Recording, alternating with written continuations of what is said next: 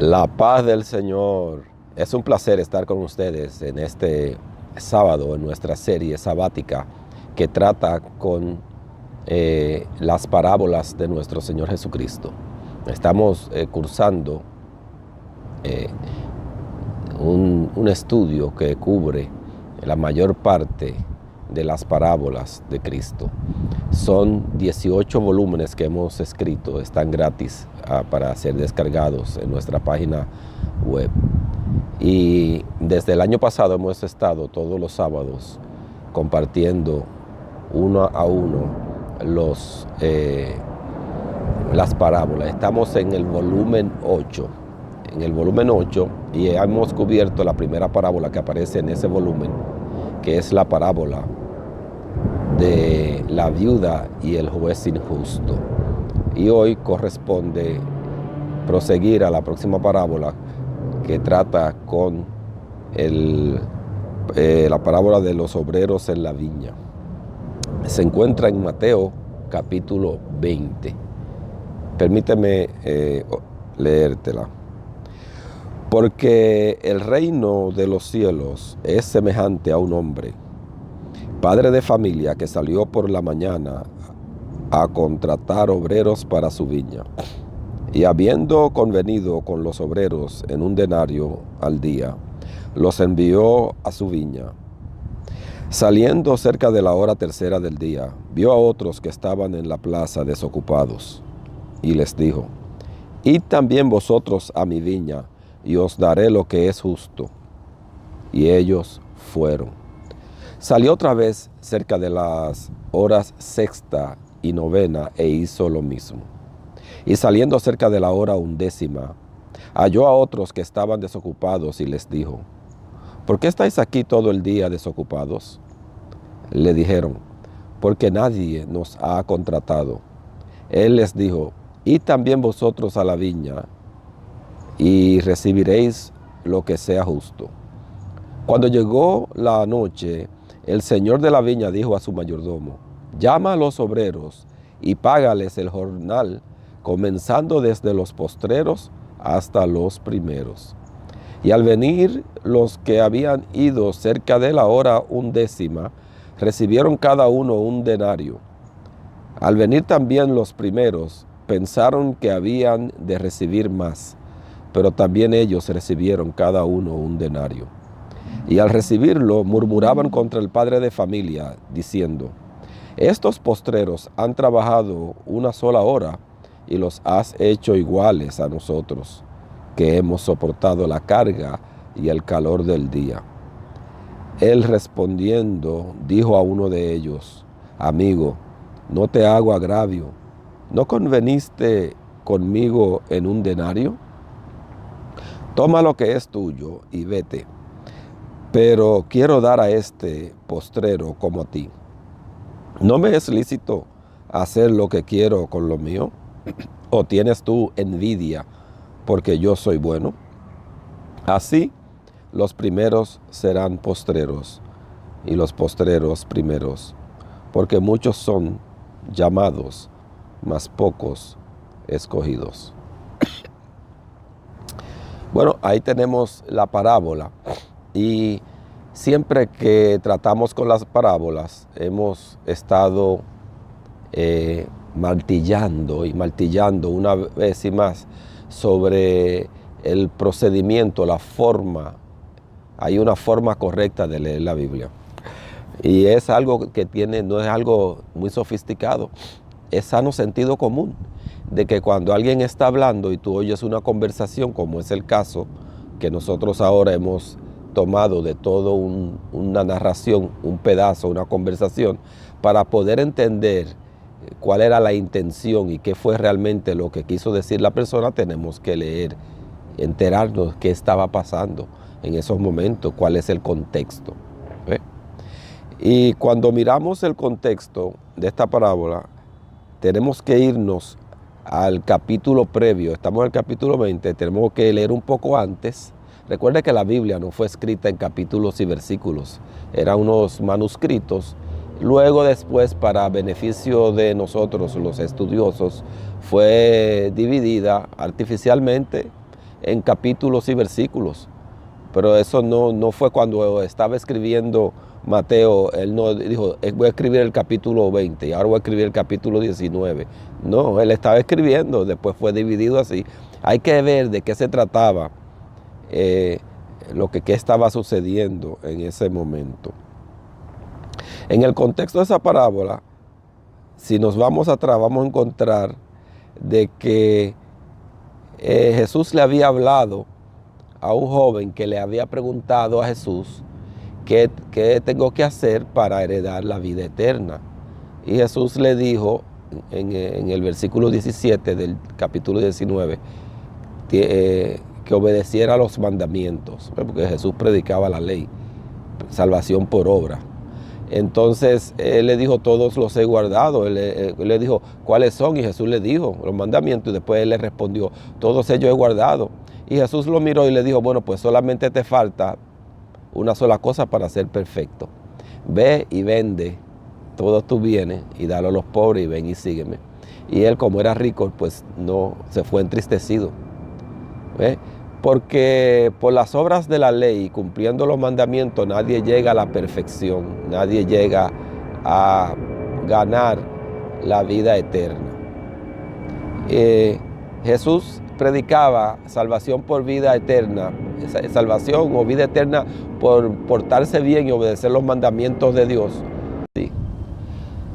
Nuestro Señor Jesucristo predicaba salvación por obras, porque el misterio era un secreto. La salvación por la fe, por la gracia, todavía no había derramado su sangre en la cruz del Calvario y no había venido la revelación.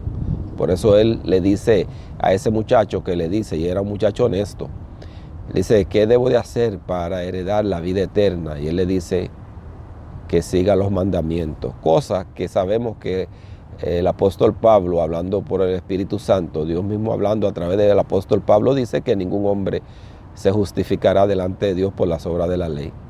Y que la ley realmente lo que produce es ira.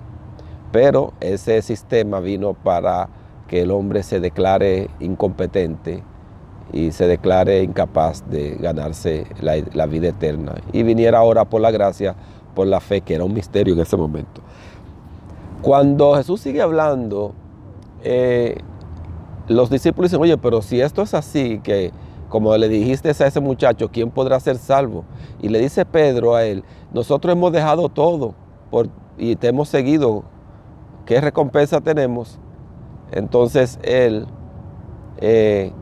le habla de que ellos, los 12 apóstoles, tenían una función donde se sentarían en 12 tronos a juzgar las 12 tribus de Israel.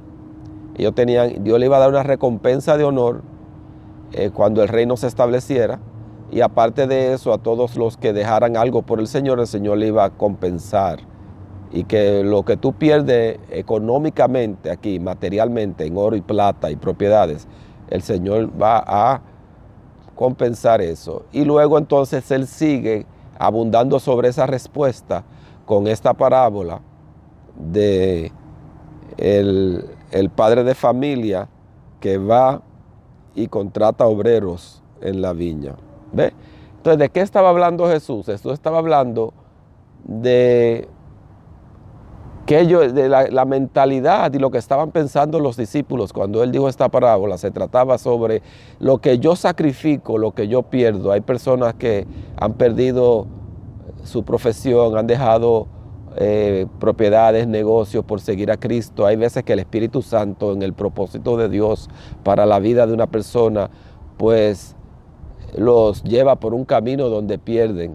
Y hay personas que hasta han perdido a sus padres, porque cuando vienen a Cristo, el papá le dice, si tienes a Cristo, si tienes la fe de Jesucristo, ya no eres mi hijo. Pierden la herencia, otros pierden el matrimonio. Hay esposas que dicen, yo no acepto, no quiero ser esposa de un cristiano. Y otros esposos que dicen, yo no acepto, no voy a ser esposo de una hereje cristiana. Y hay mucha gente que ha dejado muchas cosas por el Señor.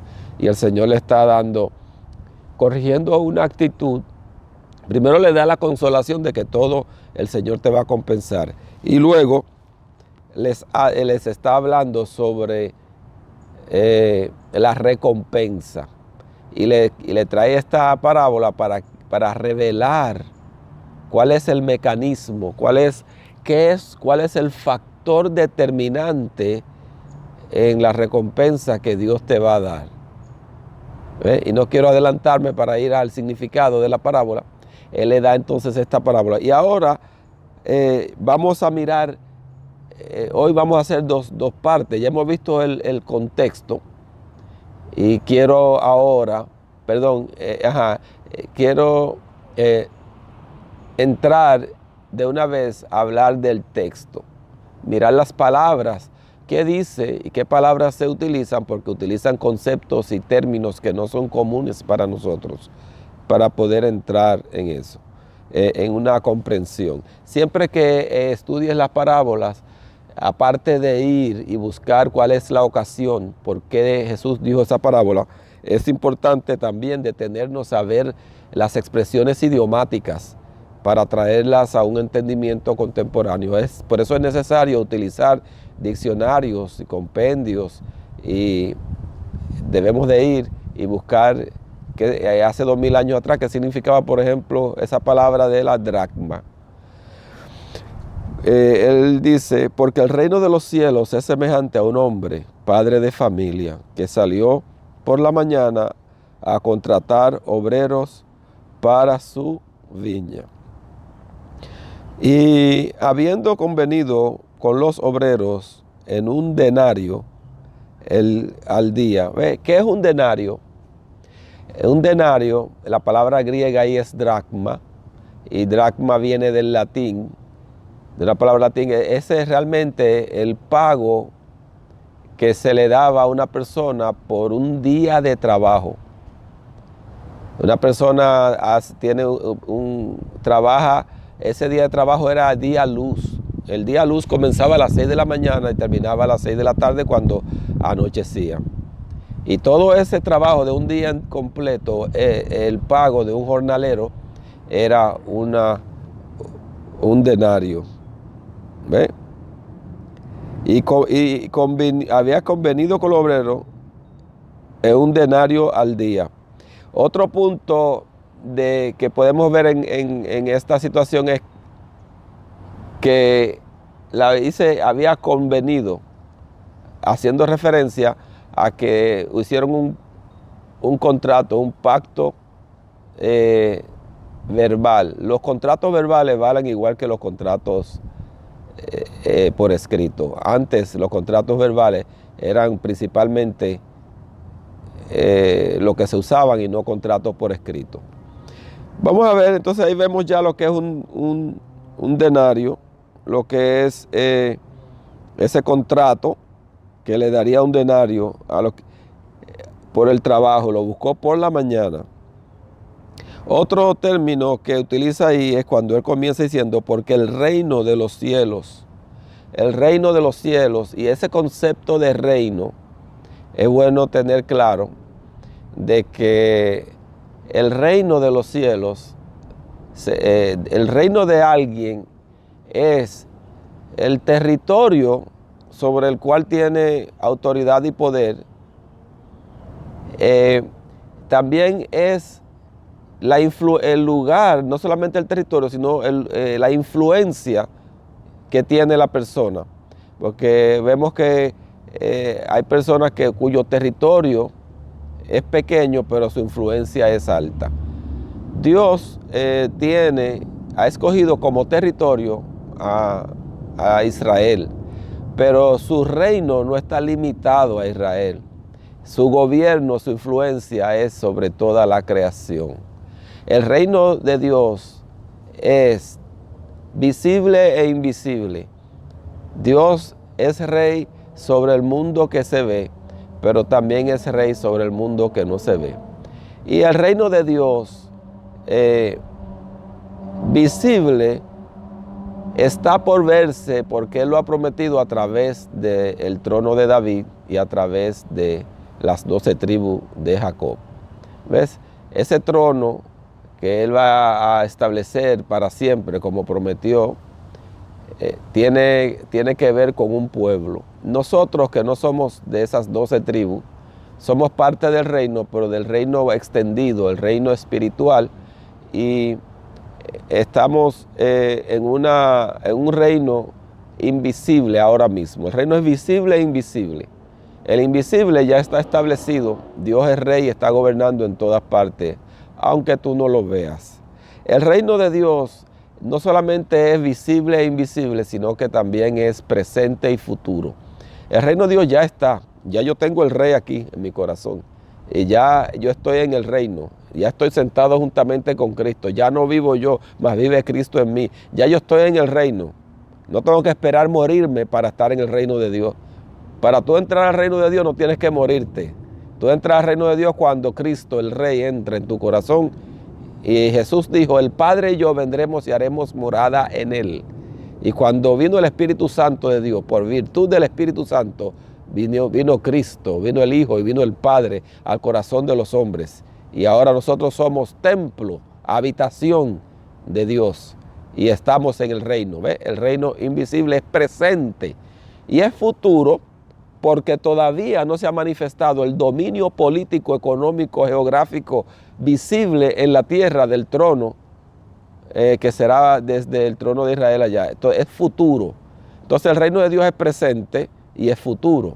Es visible y es invisible. Es bueno tener para no entrar en confusión con el reino de Dios. Bien.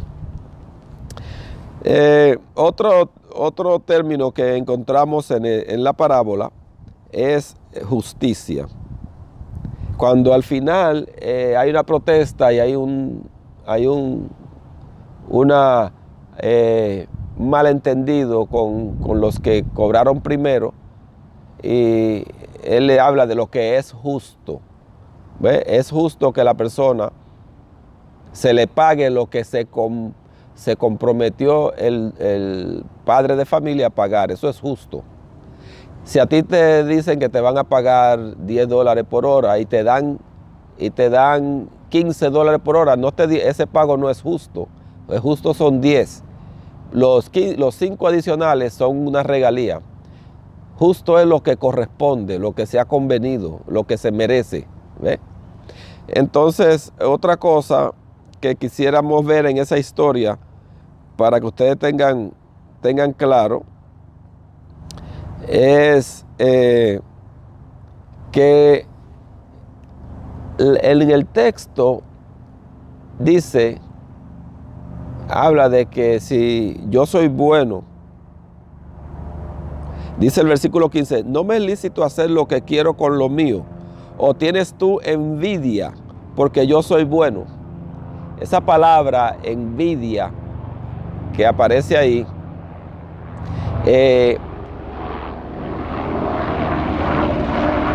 lo están visitando los helicópteros. Me disculpa un momento, sí. Esa palabra, envidia, en el griego es la palabra ego. El problema y el conflicto entre los hombres, aun cuando no debiera haber conflicto, se debe al ego, al yo. Cuando ellos hicieron su contrato de vas a trabajar el día entero por un denario, llegó el momento del pago y él estaba cumpliendo su contrato. No debía de haber conflicto ni murmuración. Los conflictos, los chismes y los problemas entre personas no tienen base. La base de eso es el ego. Y recuerden que hemos hablado en otro video de lo que es el ego. Cuando el hombre peca, el hombre se hace egocéntrico, como el diablo. El diablo lo botaron del cielo porque ya el creador no era el centro. Él quiso ser el centro, su ego. Y le transmitió a Adán y a la naturaleza del hombre ese egocentrismo. Y aquí vemos que el egocentrismo es el que causa problemas. Los problemas y la de los chismes y las divisiones de familia y que no me cae bien la suegra y no me cae bien el yerno y que el vecino me cae gordo y que todo eso es un ego fuerte, tienen ego. Y quiero también tomar para definir ese concepto de envidia. Envidia es el pesar que una persona siente porque a otro le está yendo bien. Eso es envidia. Es diferente a celo. Celo es el pesar que se siente porque otra persona quiere hacer uso, beneficiarse, compartir algo bueno que yo tengo. Yo tengo algo bueno y otra persona quiere compartir eso, quiere usar eso que yo tengo. Entonces estoy celoso, eso es celo. Entonces es bueno que tengan bien, porque a veces estas cosas se confunden. Todos estos son matices o ramas de un tronco que es el ego, el egocentrismo. Bueno, estamos aclarando unos cuantos conceptos y ya vamos a terminar hasta aquí para la semana que viene seguir más adelante mirando el texto y unos cuantos conceptos. Síganos en las redes y manden sus preguntas y estamos en la parábola de los obreros en la viña, capítulo 20 de Mateo, versículo del 1 al 16, en el volumen 8. Descárguenlo y vaya con nosotros. El volumen 7, cuando terminemos el 8, vamos a seguir con ese. Así que sigamos adelante y manden sus preguntas. La paz del Señor.